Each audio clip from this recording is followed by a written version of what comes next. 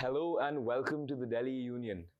For this interview, we have with us Mr. Shankar Aiyar, who has been a minister several times, a close advisor to Rajiv Gandhi, a close advisor at a point to Rahul Gandhi as well, and a member of Rajya Sabha since till 2016. You got it wrong at 2 points. I was never a close advisor to Rajiv Gandhi. I was his joint secretary.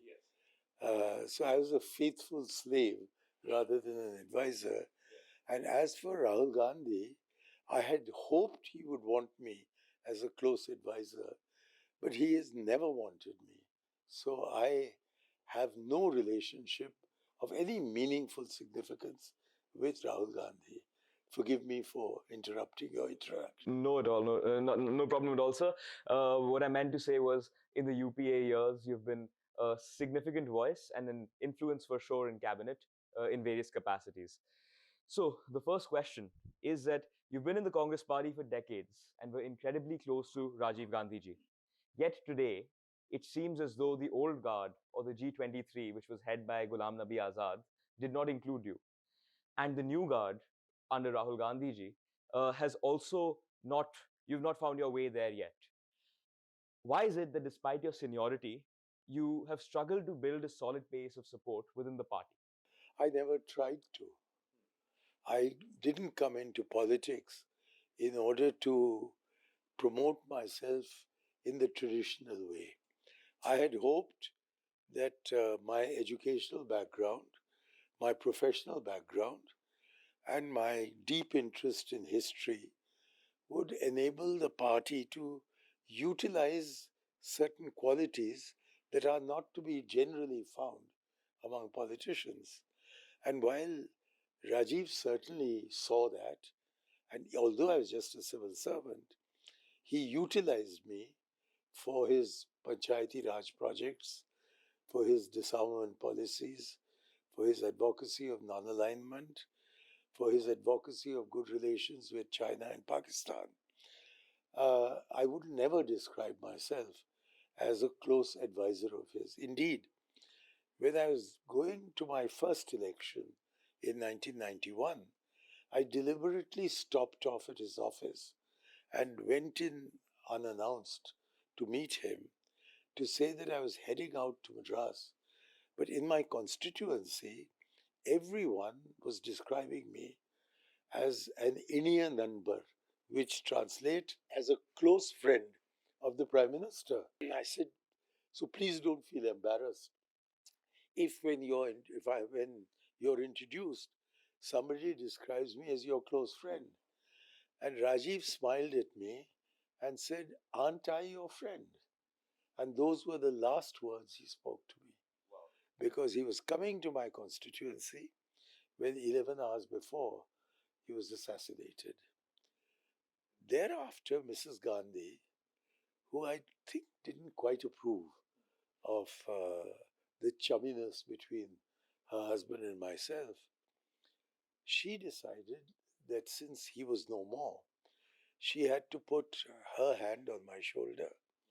And therefore, it was only because of her that I became a cabinet minister.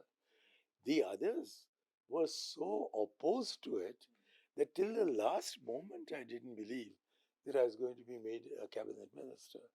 I thought if my luck held, I'd become a deputy minister or a minister of state. But to be a cabinet minister, I owe it entirely to Srimati Gandhi.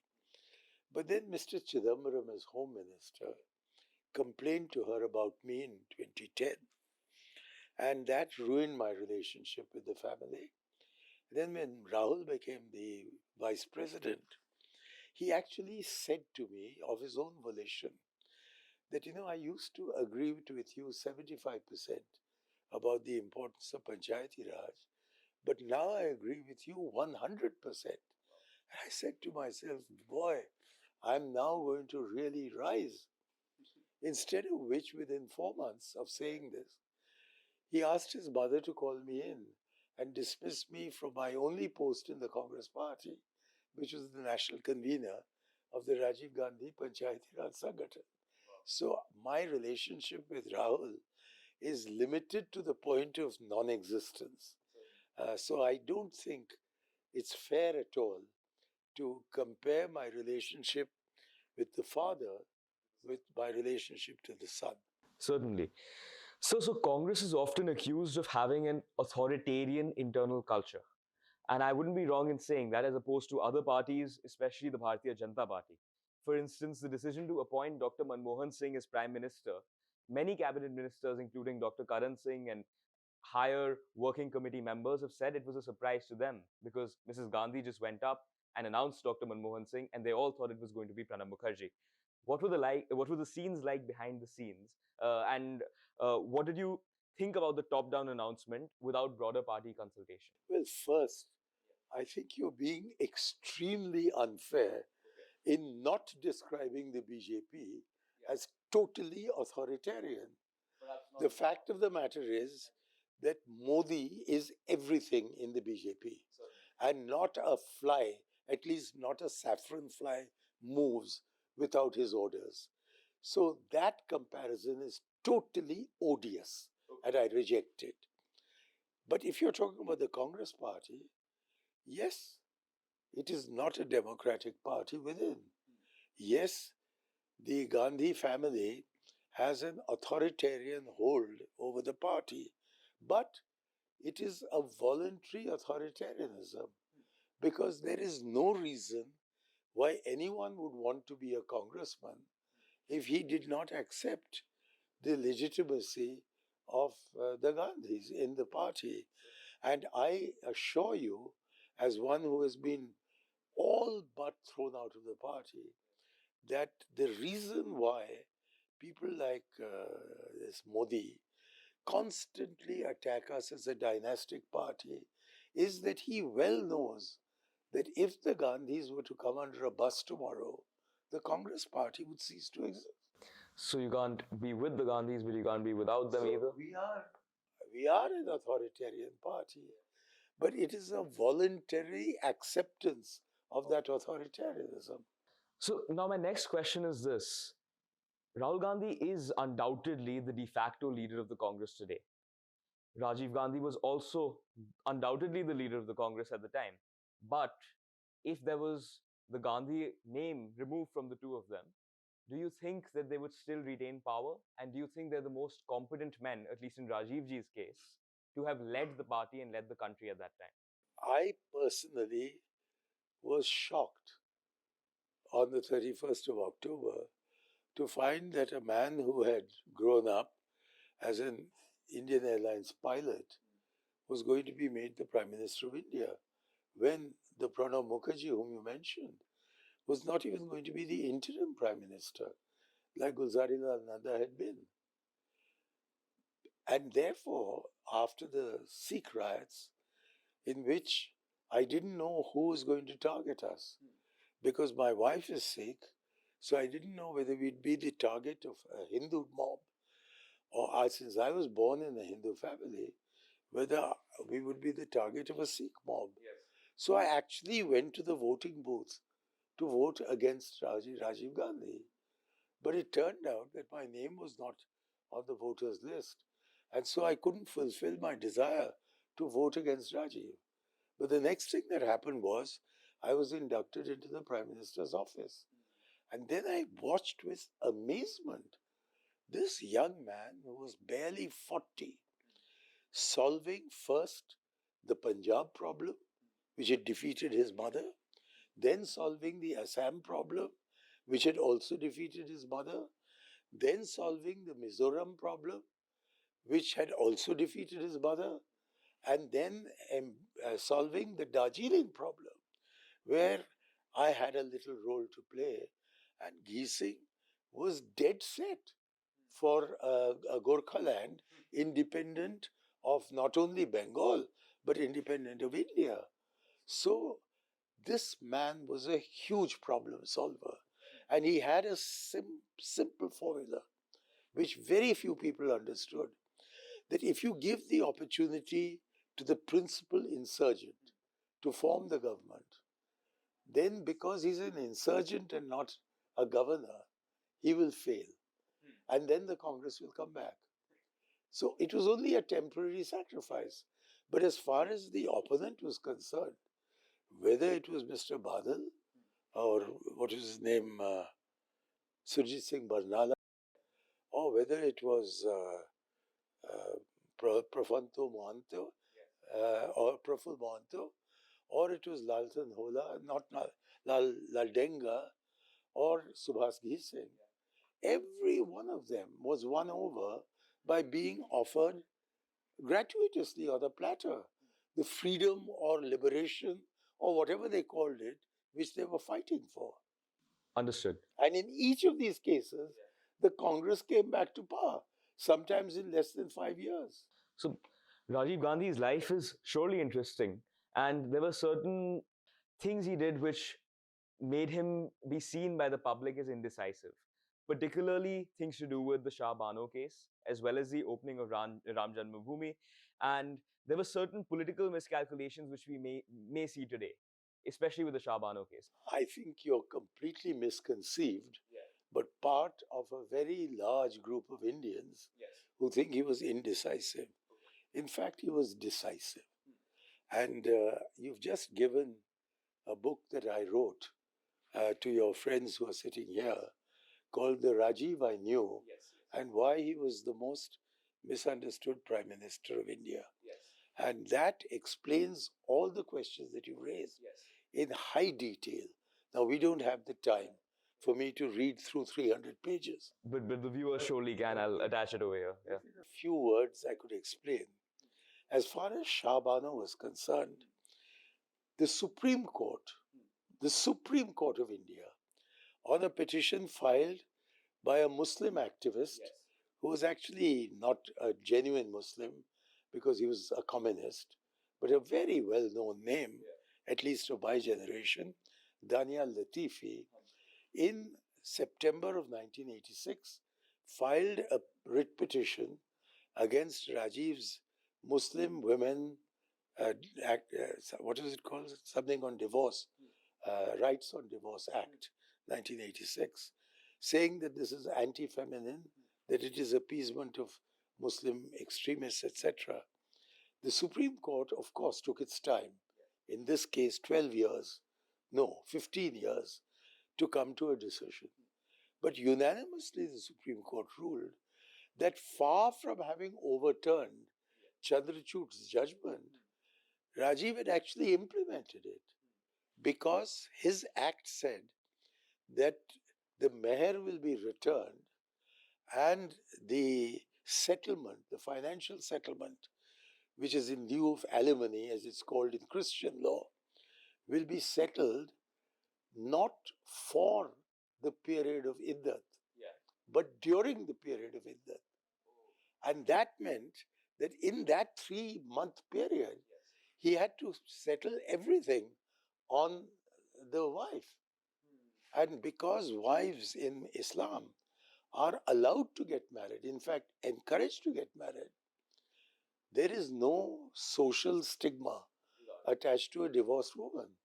So, under these circumstances, what Rajiv did was to obey the fundamental principles of Islamic practice, but to completely modernize it by changing one word.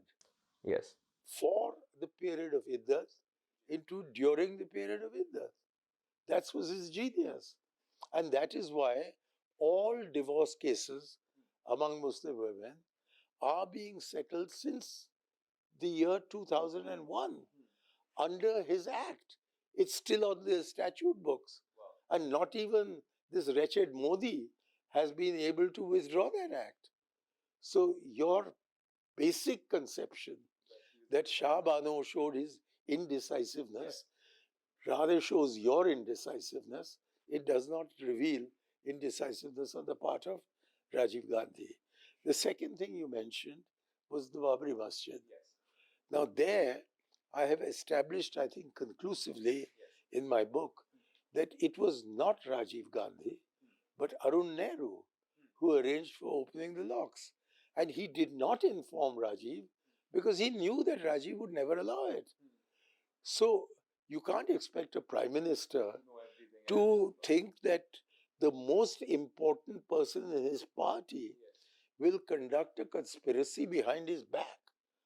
And therefore, the minute he came to know that Arun Nehru was behind it, he had an inquiry conducted. He then removed Arun Nehru from the cabinet and from the party. And the result was that Arun Nehru then seduced VP Singh and Arif Mohammad Khan to come out of the party with him. So it was not he, but the others. Where I do fault Rajiv, and I have said it in all three of my books, is that he allowed R.K. Dhawan, whom he had kept out, to come back into the establishment in February 1989. And under the thoroughly wrong advice of R.K. Dhawan, he decided to do a shilanyas to appease the Hindus, but preserve the Babri Masjid, to appease the Muslims. What happened was that the Muslims saw the shilanyas and voted against him, and the Hindus saw the Babri Masjid standing and voted against him. So he paid the price for an act of decisiveness which he undertook on the advice of a man he had watched for 10 years and kept out of his administration for 5 years. I don't know whether you mentioned Bofors. I did not yet. Okay, I won't go into that. But the charge of indecisiveness on probably the most decisive prime minister we've ever had is a charge I thoroughly refute. The indecisiveness was on the part of P.V. Narasimha Rao, who knew 18 languages but couldn't make up his mind in any one of them. Certainly, sir. And I'm not the one calling anybody indecisive. I'm just saying this is a charge often levied on the Prime Minister, and you've clarified that very well. Now, moving on, sir, there is a saying which has become sort of infamous nowadays, which is when a big tree falls, the earth shakes. And this saying is often said that, well, it wasn't Rajiv ji who wrote it, it was one of his administrators. And some may even say that you were part of the administrator. So, where did this saying come about, and what was going on in Rajiv ji's head when he said it? I'll give you the background. Yes. But before I do that, I have to certify the authorship. Yes. It was entirely Rajiv Gandhi himself who said it, not his administrators. It was alleged that Javed, what's his name, the great Urdu poet and film writer, Javed Akhtar, was the one responsible. Wow. But in fact, it was only Rajiv Gandhi. Now, what was the background? He said this on his mother's birthday, which falls on the 19th of November. The rioting against the Sikhs, or the pogrom of the Sikhs, had ended on the 3rd of November. And how did it end? Let me begin by saying, how did it start? It started under a home minister who was the senior most minister of his mother, a man whom destiny had kissed to become the prime minister in succession to Rajiv Gandhi. Who was this? P.V. Narasimha Rao. Oh. Or otherwise called P.V. Teflon coated Narasimha Rao. He was the man who was the home minister, who was the lieutenant governor of Delhi. There's a man called Gawai, a very senior ICS officer. Who was Rajiv? He was a pilot till the 30th of October and the Prime Minister of India on the 31st of October.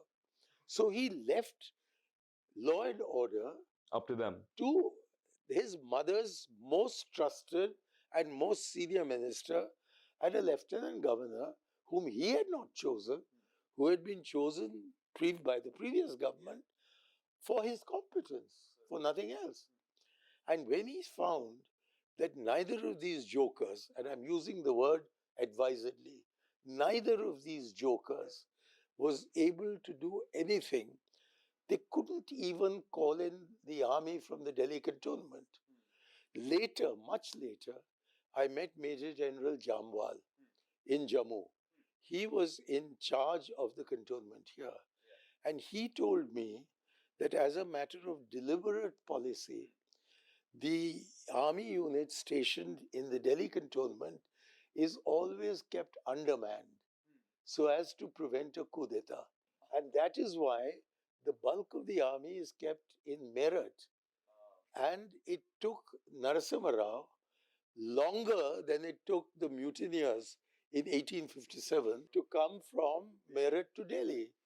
And what Rajiv did on the second night was that he decided that since these two jokers were not solving the problem, after he'd made numerous appeals on television and the radio, including the famous line, "My mother said, do not shed blood, shed hatred." That was a line from one of Rajiv's speeches at that time. It's never quoted because there is a vested interest which wants to only quote what he said on the 19th. So Rajiv then, against the advice of security, got into his own jeep, which was not bulletproofed at that time. That took a little time to get done. He got into his jeep. He went first to Trilokpuri at 2 o'clock in the morning. And then he wandered off to several of the places where atrocities against the Sikhs had been committed and came back and ordered the Indian army in. They were in by the 3rd of November, and there were no incidents, at least in Delhi, after the 3rd of November. Now, when did he say, when a big tree falls? It was on the 19th of November, 16 days after he had personally ensured that the earth would stop shaking.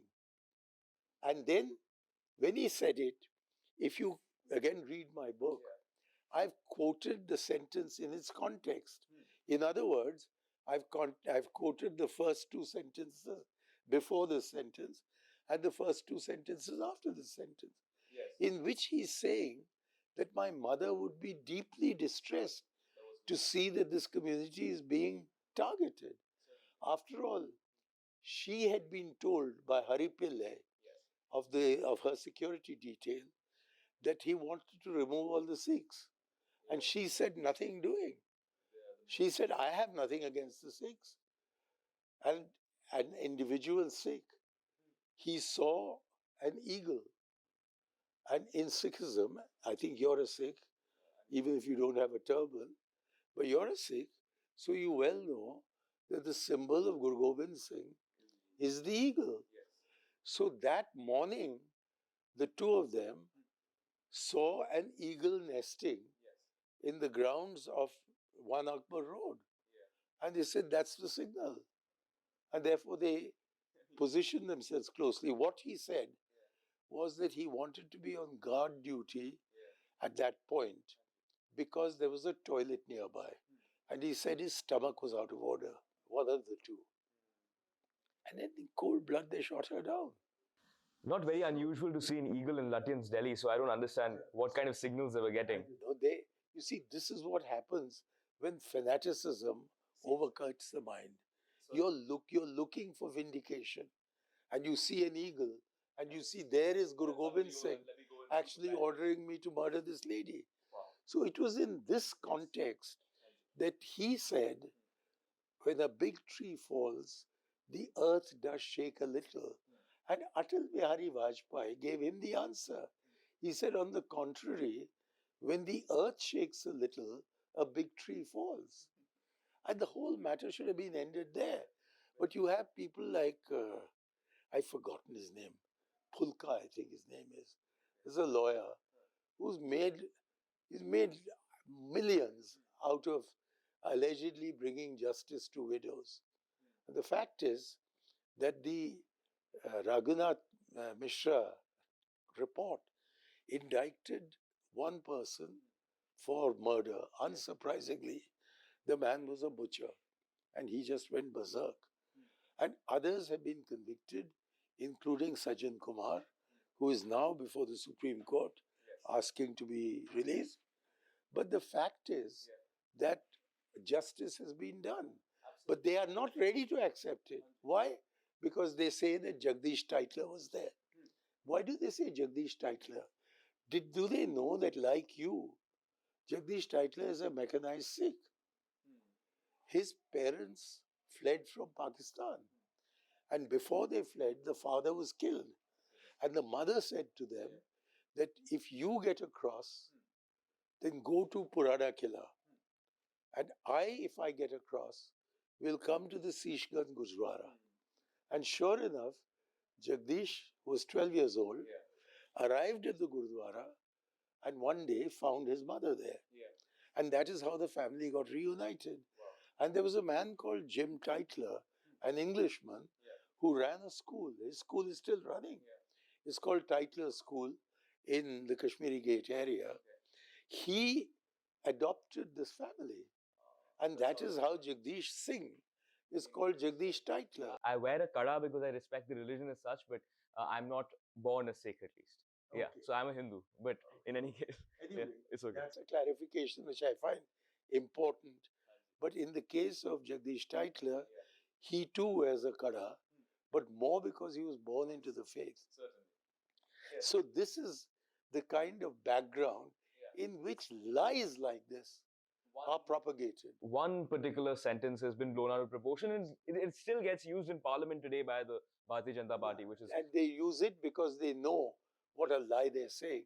After all, had he really been responsible for massacring some 3,000 Sikhs around India, why would Longowal have talked to him? Why did the Punjab Accord come?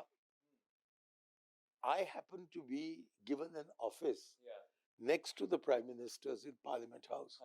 And all these big people, Arun Nehru, Arjun Singh, they would come and wait in my room to see these people.